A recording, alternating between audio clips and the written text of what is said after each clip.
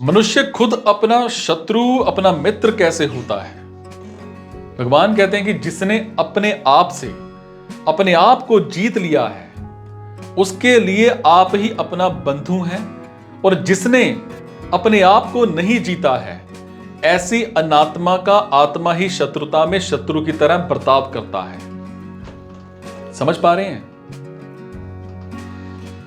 अपने में अपने सिवाय दूसरे की सत्ता है ही नहीं। सो जिसने अपने में अपने सिवाय दूसरे की बिल्कुल भी जरूरत नहीं रखी है, अर्थात असत पदार्थों के आश्रय का सर्वथा त्याग करके जो अपने सम स्वरूप में स्थित हो गया है, उसने अपने आप को जीत लिया है।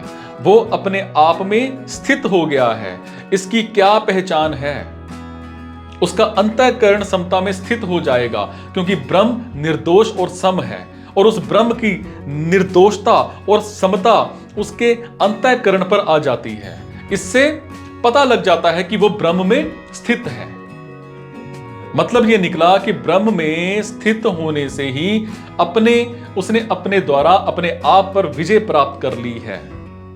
और वास्तव में ब्रह्म में स्थिति तो नित्य निरंतर थी ही। सिर्फ मन बुद्धि आदि को अपने मानने से ही उस स्थिति का अनुभव नहीं हो रहा था। संसार में दूसरों की सहायता के बिना कोई भी किसी पर विजय प्राप्त नहीं कर सकता, और दूसरों की सहायता लेना ही खुद को पराजित करना है। इस दृष्टि से खुद पहले पराजित होकर ही दूसरों पर विजय प्राप्त करता है। जैसे कोई अस्त्र शस्त्रों से दूसरे को पराजित करता है, तो वो दूसरों को वो क्या करता है? खुद को पराजित करता है। दूसरों को पराजित करने में अपने लिए अस्त्र शस्त्रों की जरूरत मानता है। सो खुद अस्त्र शस्त्रों से पराजित ही हुआ। कोई शास्त्र के द्वारा बुद्धि के द्वारा शास्त्रार्थ करके दूसरों पर विजय प्राप्त करता है, तो वो खुद पहले शास्त्र और बुद्धि से पराजित होता ही है और होना ही पड़ेगा। मतलब ये निकला कि जो किसी भी साधन से जिस किसी पर भी विजय करता है वो अपने आप को ही पराजित करता है। खुद पराजित हुए बिना दूसरों पर कभी कोई भी विजय कर ही नहीं सकता। ये नियम है। सो जो अपने लिए दूसरों की बिल्कुल भी जरूरत नहीं समझता, वही अपने आप से अपने आप पर विजय प्राप्त करता है, और वही अपना खुद का बंधु है।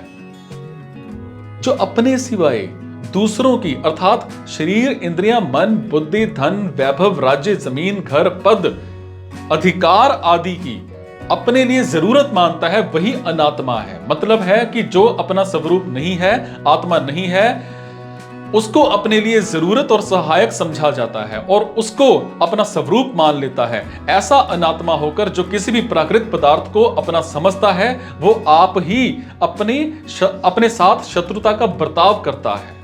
हालांकि वो यही समझता है कि मन बुद्धि आदि को अपना मानकर मैं उन पर अपना आधिपत्य कर लिया है, उन पर विजय प्राप्त कर ली है।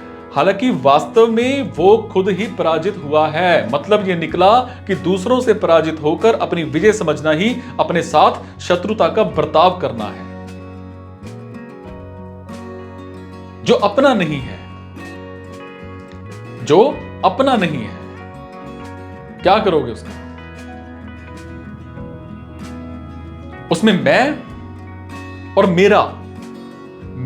मेरापन का संबंध मानना और अपने साथ शत्रुपने में मुख्य हेतु है। इससे यह सिद्ध हुआ कि प्रकृति जन्य पदार्थों के साथ अपना संबंध स्थापित कर लेता है और यहीं से शत्रुता शुरू हो जाती है।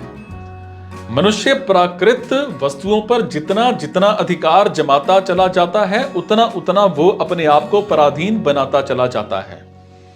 उसमें भी वो मान बढ़ाई कीर्ति आदि चाहता है और ज्यादा से ज्यादा पतन की तरफ जाता है।